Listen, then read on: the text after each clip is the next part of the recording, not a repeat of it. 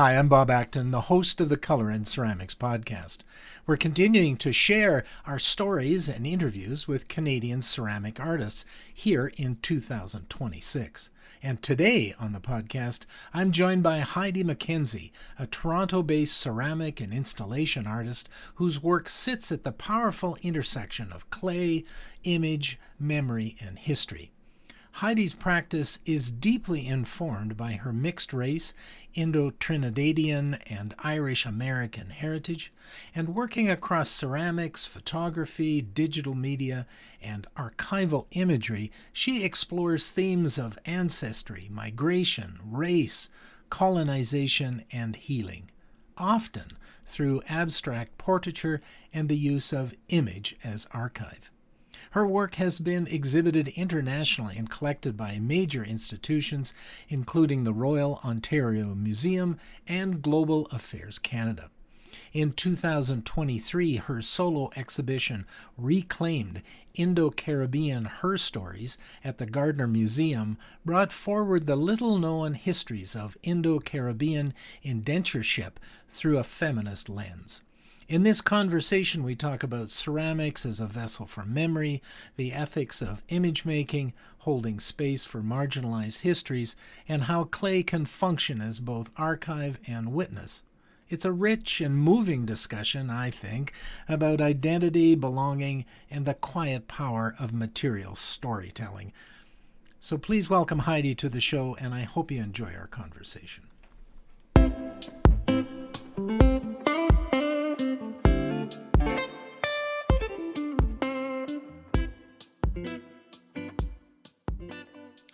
Heidi, thanks so much for joining us on the Color and Ceramics podcast. We are excited about having you on board here, a fellow Canadian doing some really exquisite and very interesting work out of Toronto, Ontario. So thanks for joining us. Thanks, Bob. I'm thrilled to be asked. Yeah, no, it's fantastic. And, one of the things that we usually start off our podcast interviews with is having our folks tell us a story about their journey. And so I'm sure you didn't start this just yesterday. And so there's a bit of a journey and story behind what you do. And in fact, maybe that's a wide open question because much of your work is about story and about your background and your family's backgrounds and the challenges of immigration and so on. So, but I wondered if you could tell us a little bit about your journey in clay. Sure. It is kind of wide open. When I turned 40, so this is not my first career, my mother gave me a school paper I wrote when I was 10 years old. And it said all about me, and it was 21 pages handwritten, and there were 4 pages about how I wanted to be a potter when I grew up. And I honestly had completely. In the arts, I started in music. I went to arts management, festival management, production, radio, fundraising in the arts, all kinds of things. But never in my wildest dream did I imagine that I would be a visual artist. I never even took art in high school.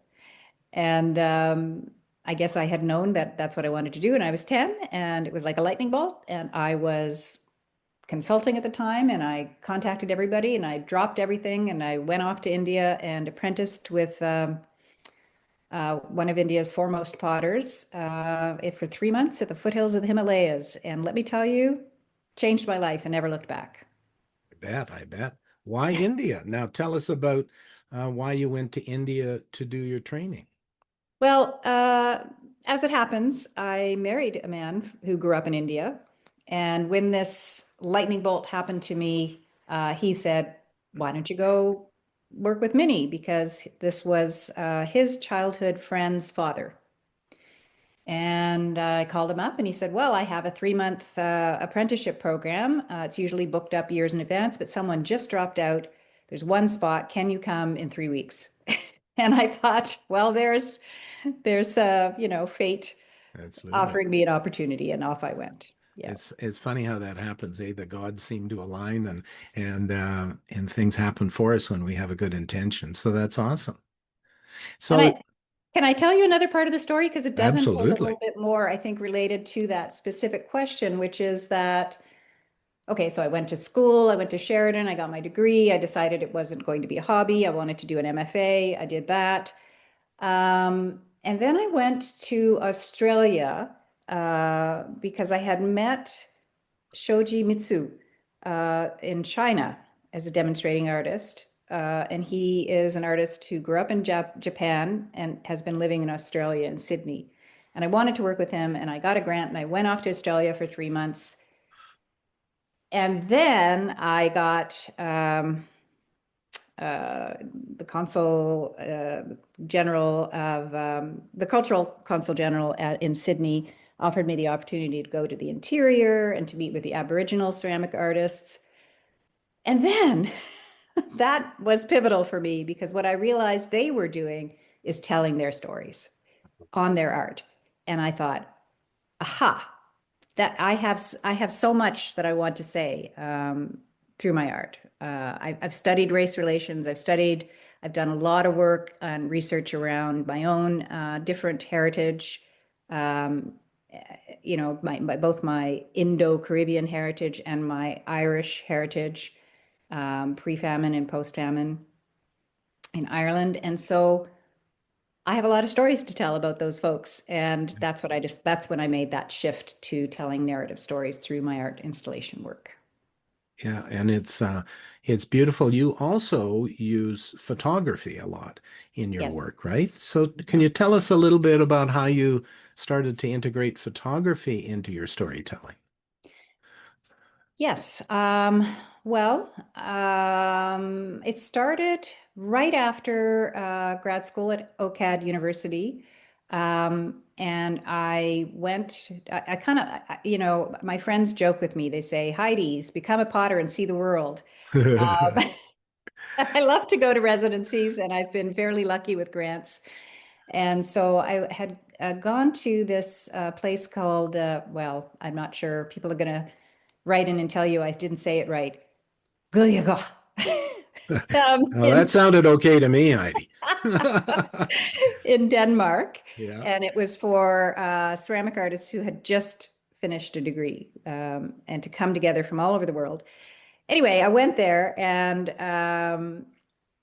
I realized that I was going through a lot of physical health challenges at the time, and I realized I wanted to tell that story. And I'm an abstractionist at heart, and so I decided to take photographs of my body and literally put the images on clay. And I didn't know anything about putting image on clay, and I literally started by taking black and white photographs and gluing them on with Elmer's glue onto Limoges porcelain.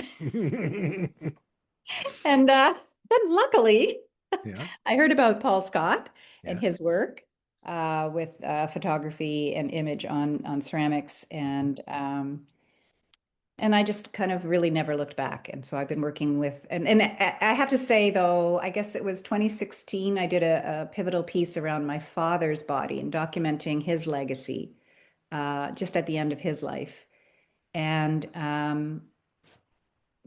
as a result of doing that piece where one side was color photographs of close-ups of his body with various physical evidence of things in his past, scars and so on.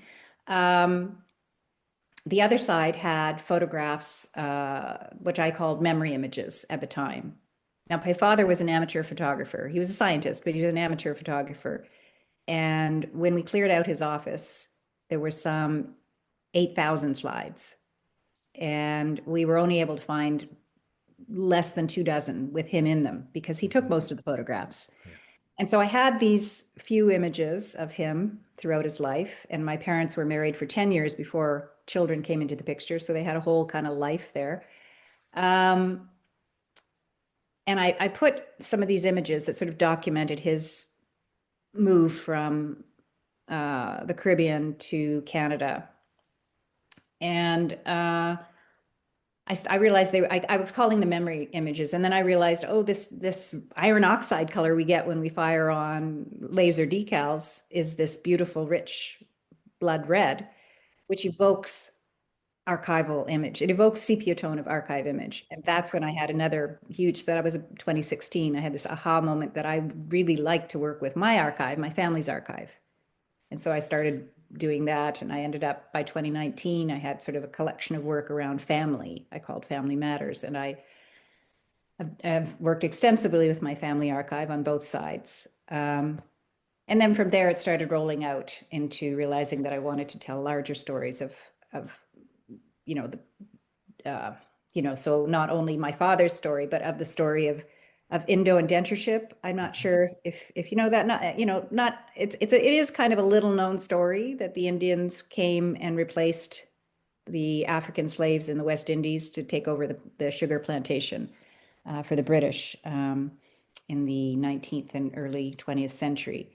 So that's my father's heritage. And then also my mother's heritage. And they came over almost exactly the same time. My ancestors came from India to Guyana and Trinidad in the 1860s, and my father's side and my mother's side, they came from Ireland to Canada also in the 1860s. So those are the stories, and they were flax farmers, and they were, laborers. So there's a lot of there are things in common, and I started to do a lot of visual research as well as academic reading research, but photography was just central to telling the stories. As a visual artist, image is story. Mhm. Yeah. Absolutely. We have some similarities. My family's from Ireland as well, who came over about the same time, and they Mhm. were weavers who came over as part of Mhm. that whole story. So I understand a tiny little bit, I guess, of what you're talking about.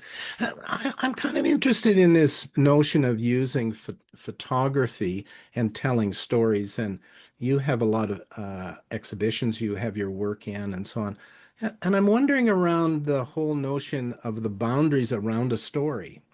And like it seems to me that we could have a story that goes on forever, and some artists I know would maybe produce the same kind of work and tell the same kind of story for years, and others do it in short little bits. Where do you fit? Do you have a more of a circumscribed notion to a story, or how does that work for you? Well, that's a really good question. Uh, I guess I kind of find usually when I'm working on what I would call a narrative installation piece, and I've only really done three solo exhibitions, but I've done individual pieces. But if I'm doing a whole exhibition, it does take me 2 to 3 years of research. Um, and how I hang on to a story or define the story boundaries is really about what kind of grabs me about the story and how I can find a personal connection. Um, so it's not necessarily defined by a timeline. It's more about the impact of the personal resonance for me. So let me just give you two examples briefly. The first time I did a lot of work in archive, I had been in Medicine Hat at Medalta, which is kind of, I'm sure you know where you are. Yeah, Yeah. sure do, yeah. Yes. So I was there in the coldest winter on record in 2019 for a residency. I was building big in their big kilns, and while I was there, I did a tour with Al. Everybody knows Al. I'm trying to remember his last name, who was the foreman there at the IXL brick factory, and it was minus 30, and he spent 4 hours giving us a really detailed tour of the factory. And as I was there, I was really visually excited by the old architectural bricks. Like the shapes just really caught my imagination. And then as he was describing the hardship of the labor working the factory, I realized that it just hit me that my father had told me that in the 50s he worked as a brick mason at Stelco in Hamilton.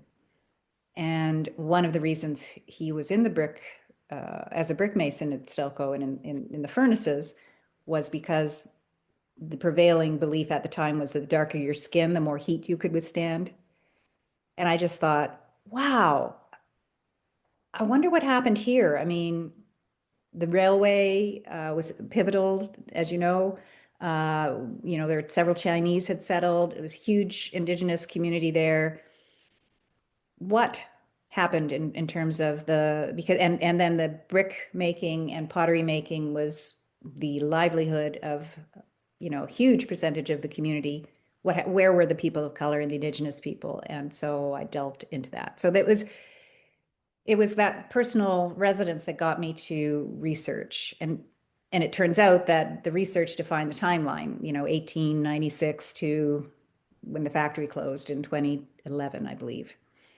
And then I guess the show that I just put up in Montreal,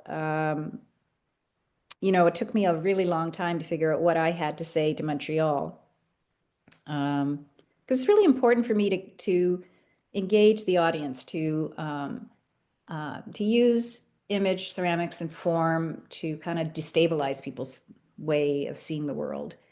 And I didn't want to do something inauthentic. I wanted to have my own way in. And then it hit me about a year and a half ago that after my father had passed, but before my mother passed in 2020, she mentioned to me that my father had been involved in the race riots in Montreal.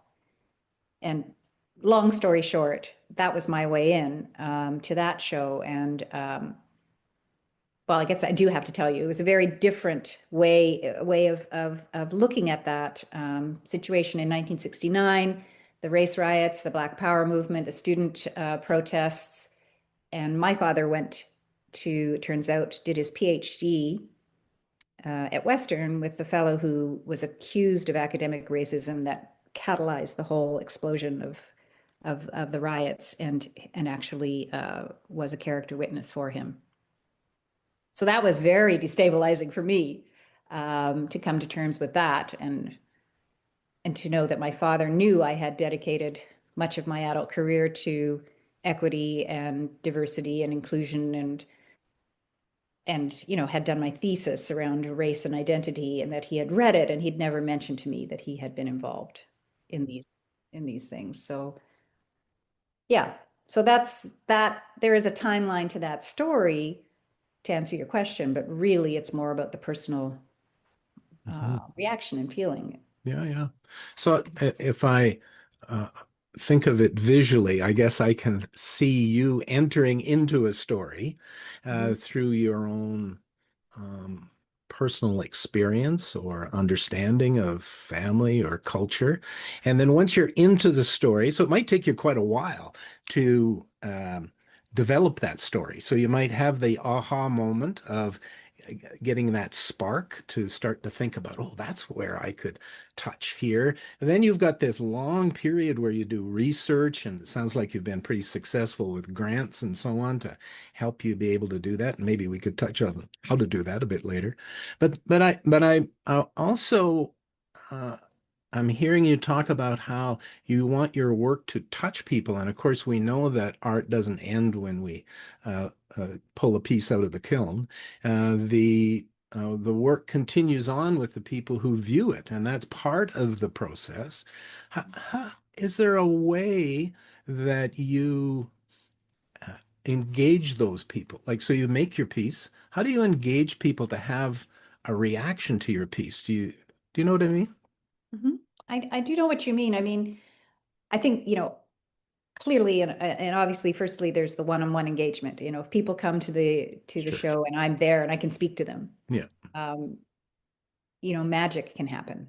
Uh, Hmm. two things happened in Montreal while I was in the gallery, and one couple had made an effort to come because the woman had been arrested during the event for handing out flyers, and she wanted to tell her story from her perspective to me. It's Hmm. great. That's the one thing that happens is if you tell a Absolutely. story, somebody has a story to tell you back. Yep. And so that is engaging. And then the other thing that happened is, oh, and I documented that story because you never know. Um, and then the other thing that happened there was a woman and her husband came in off the street randomly. They saw the gallery open. They were visiting from the States, and she identifies as a African American. And I gave them the tour, and she just wrote to me yesterday this long note about her personal connection to her family and her family's history of protest, and uh, fighting marginalization and racialization in Cabo Verde. And I was just like, wow, this is so amazing. Mhm. So there is that. I mean, I'm hoping that people will feel called to look at their own stories, but I'm Mhm. also hoping that because the stories I'm trying to tell are little known stories, that there are a lot of people who will just kind of stop and think, and that also is happening.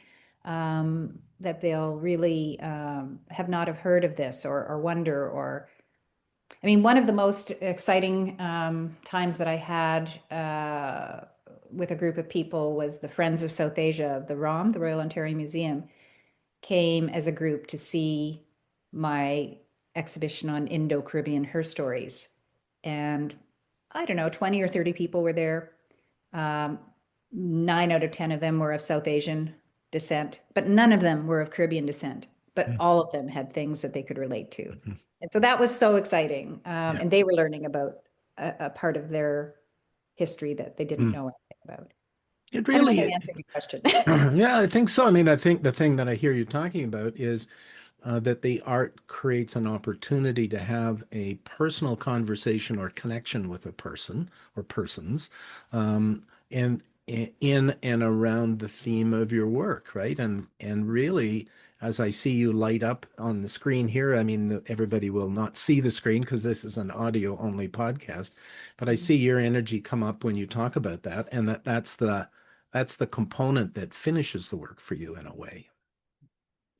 Well, and can I also say, I think it's just amazing the serendipity that happened out of that show, the Indo-Caribbean HerStories. I didn't set out to do a piece about my own personal history. I set out to highlight women's role in the struggle for rights and to stop child labor and, working conditions and increased wages and so on, and indentureship through a feminist lens. But then I thought hard and I decided, okay, well, I will include myself as one of the 10 women whose stories are told. And as a result of doing that, I wrote an article about it, or I was interviewed about it, and things were published. Um,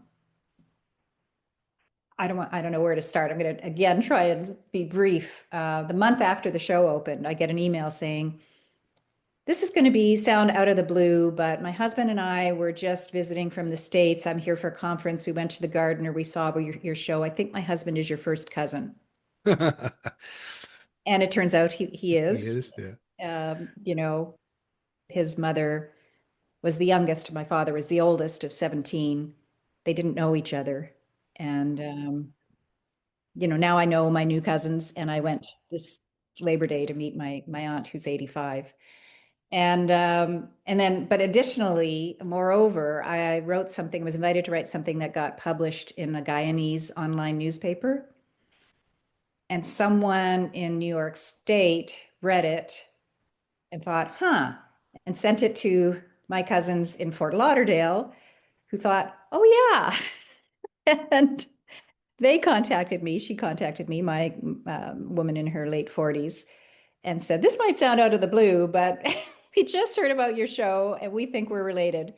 And it turns out that they are my cousins once removed. And sort of the in the 1912, 1913, the Muslim side of my father's family stayed in Guyana, and my great grandfather went to Trinidad and left Islam, became a Christian slash Hindu.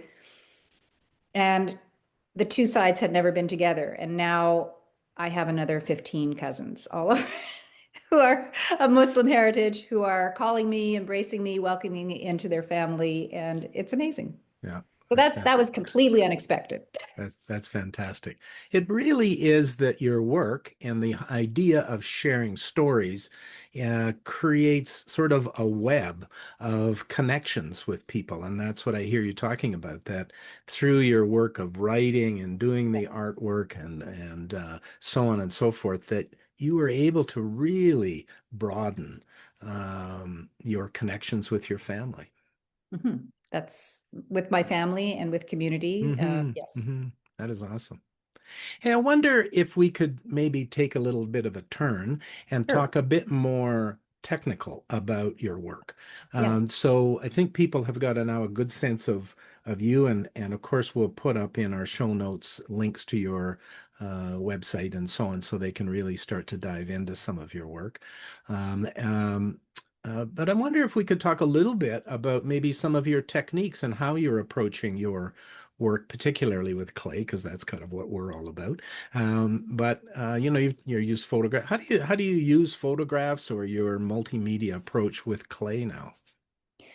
Well, this summer I actually took a course, a 6-week course on digital collage, and that's really catapulted me into this most recent exhibition in terms of well, I have been working, sort of painstakingly with Photoshop, but now I'm anyway, working a little bit more in trying to work with scrapbooking looks and ripping printed images in a very analog way, then scanning them and then working with them digitally and then having them generated as decal. And I have been working almost exclusively with decal. I started recently screen printing and um, uh, um, what's the word I'm looking for? Manipulating the clay. So screen printing on a sheet of clay and then kind of crumpling it up and obscuring the image. Um, and also very recently, I've started playing with cyanotype printing and exposure, like going back to the first kind of methodologies of producing photography. So that blue cyanotype on porcelain.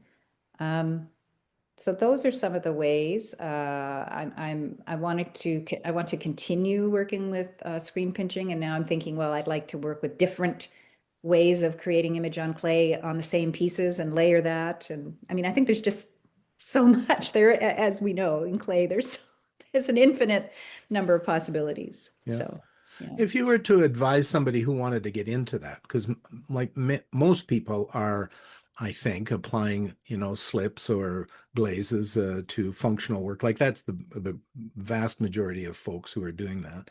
But I could see a number of people who might really be intrigued with what you're doing and have their own story and might want to do that. Where might you suggest they start with the whole notion of uh, applying images to clay? Hmm. Well, that's a good question. Just to point out, I've never been someone who's interested in glaze. I learned the glaze chemistry, and I have made pots and glazed pots, but from the get-go, I've been really interested in raw clay. So even when not raw clay, but raw unglazed surfaces, vitrified surfaces. So when I put image on clay, it's almost always unglazed. Um, where would and also I think I went from nerriage, unglazed nerriage, to photography. I didn't really go through a glaze phase. Um, I think, and so color, to your point, colored clay is where I started. I'm sitting here looking at one of my colored clay mugs. Um, I think, what could I recommend? I mean, I think the easiest thing is to start would be to start playing with ceramic decal on glazed functional ware, um, on clear glazed. But to start to immediately think outside the box, like what is your story? If your story is, you know, uh, you're telling stories through your functional line and your functional line is blue and white, then try putting some photographs that are meaningful to you. What's most meaningful to you? It doesn't have to be a photograph. It could be a drawing, could be a sketch, it could be clip art, it could be anything, animation, any image, and to sort of, I've taught courses on this, and I encourage people not to just go out and get their ancestors' photos and print them and put them on their ceramics, because that's what I do. Do what you do. What do you do? What rocks your world? And figure out what that is. And maybe, I don't know, I'm just looking at this collection of uh, artifacts in front of me. Maybe that's what it is. And maybe you get images of objects that you want to put on your objects, or maybe, whatever it is. Yeah. So I guess I hear you saying the technique is not as important as the story. Like the story is really the key thing, and that you really need to dive deep into yourself and your experience and your environment to identify the story that's most important to your heart that you want to share at the moment, and then the technique, whatever it might be in terms of images. There's such a range. You can start to play around with those, but you really need the story first. Yes, Yeah. I think so. I think you're a really good listener and able to sort of translate, read between the lines there. When I taught this course, I taught a course at the University of Manitoba Ceramics program last year. And I asked people to come with, to send in their photographs that they'd like to use for tests. Yeah. And, 5 out of 6 people sent in pictures of their cats. I thought, wow, people really haven't dug deep. They really don't, they don't know what is really moves them. And Mhm. I think Mhm. that is the first step.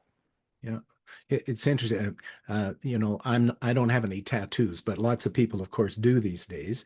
And I'm really interested in why people choose a particular image they put on their body that's going to be there permanently. And so I'll often ask, "Hey, Yes. that's cool.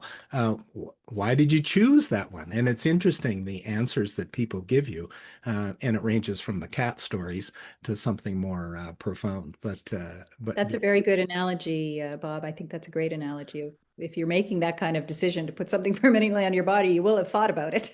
Well, surprisingly, lots have not. So just like your cat story. Yeah, that's awesome. Hey, you brought up grants a few times, and one of the things that we'd like to do with this podcast is to highlight top professionals like yourself and get the word out more in the world, and help you in that regard, but also get some ideas from you that could be of benefit to our audience who are um, potters and ceramicists, painters, and so on. And grants are important because grants often give you the cash to be able to go and fulfill an idea in some way. You talked about going to Australia as an example with a grant. And I've been happily successful at getting grants, and I know there's certain strategies about how to get grants.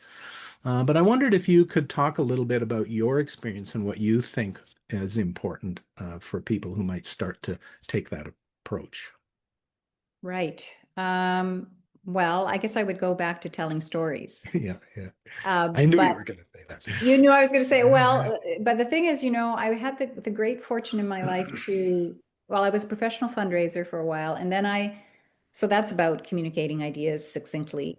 And that was extremely helpful. But then when I worked in radio, boy, that was really, you got 5 minutes. What are the key points you're going to pull out for your host? What are the questions that need to be asked? To really compress and find those hooks very Hmm. quickly. And people talk almost glibly about the elevator pitch. But really, if you can pull your idea into a few sentences and then half a page and then a full page to flesh it out, you're in really good shape. And, I have applied a number of times to the Winifred Chance Award here at the Canadian Clay and Glass Gallery. I did once make it to the finalist list, and now I'm beyond, it's outside of the parameters of emerging, so I no longer have applied or am applying. But every single time I applied, it focused me on an idea. And every one of those ideas I took to different granting agencies, and in some form or another, I had funded. So I'm, that to me tells me how powerful it is to spend the time to synthesize your story into, like, you can have an idea, and it can be fantastic, but if you can't translate it into words, maybe you really can't translate it into words, but maybe you could talk to somebody who is good at doing that and they can help you put it into words, because not everybody is a writer.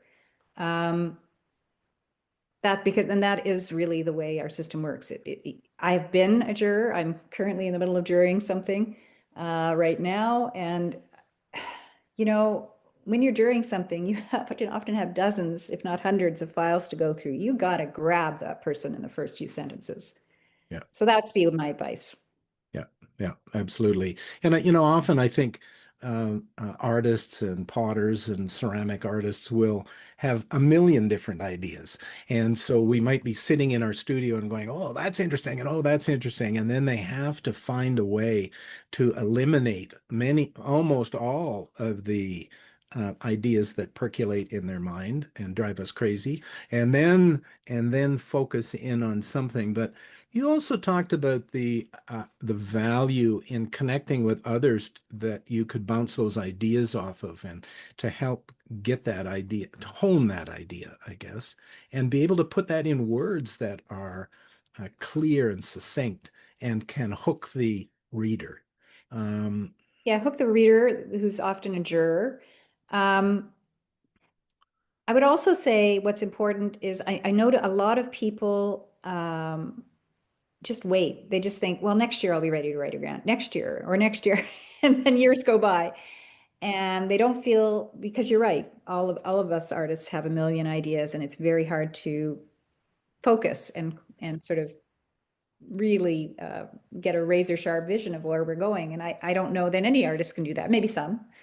Thinking about Laurent Crast or people like that who are very, have to have their shows done more than a year in advance and are very particular.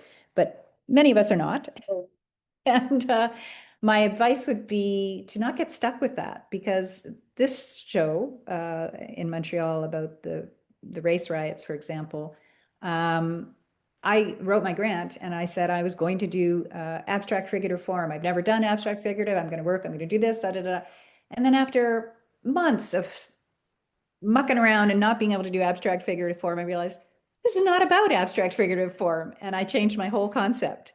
As long as you tell your grantor, hey, I've changed the concept, this is happening, they're cool. So don't get hung up with, I have to have it all figured out before I start. You mhm. don't. You Yeah, don't. absolutely. And then often the grant process, or the grant allows the artist to be able to figure it out. Right. That's part of the process. That's right. Yeah. But you can't just say, I want to play. You have to have some direction. So Yeah, just choose something that you think might happen and work towards it. I mean, I think that's what we all do in our studios anyway, yeah, really. Maybe, yeah, maybe yeah. not. Like a lot of people might be touching on Chat GPT and some of these AI things to Mm-hmm. write. Have you Mm-hmm. got any thoughts about how to use or how to not use something like that in your work? That is really interesting. I taught a course last fall, and I asked people to submit things, and I was kind of astounded at the quality of the writing. And then it turned out that, everyone had run their stuff through ChatGPT, and I thought, oh, that's interesting.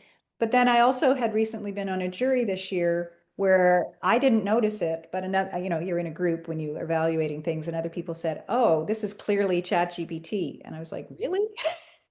How can you tell? And I guess, if I think if you're a professor or somebody who's reading a lot of these things, you can tell. So, but to answer your question, I mean, how do I tend to not use ChatGPT when I write. I tend to use it more as a research, almost the way I would use Google, but I think it's a sharper lens than Google, and it also gives me um, resources like reference book. What do you call them? Footnotes, endnotes to follow the Mhm, mhm. rabbit trail. I think, but I do think it is a good tool for people who are not very confident in their writing, but they should read it out loud and make sure it sounds like it's their voice and Absolutely. Yeah, change it yeah. appropriately. Yeah. I think of Chat GPT or stuff like that, Claude or some of the other ones, is really like a research assistant, or an art assistant that I might have. I Mhm. might say to an assistant, hey, let's write this article, or let's do some research on this, and they would go off and do their thing. And now with systems like that, you're able to do that almost with the press of a button. And but you're right, you really do have to um, and bring your own voice to the situation. Yeah. I mean, I'll be honest with you. I was having a really hard time coming up with titles for this last show. So I just started describing my work and saying, what would be a good title? And it Yeah, came up with a bunch of ideas. I'm like, you know, yeah, and some of the words were nice, some of them not, yeah, yeah. but it's an idea generator. Absolutely, absolutely. Heidi, I think that's a great spot for us to stop because you, I think, have created lots of idea generation moments for people in this conversation.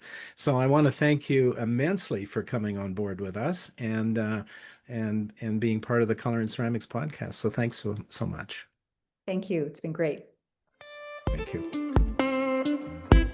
you.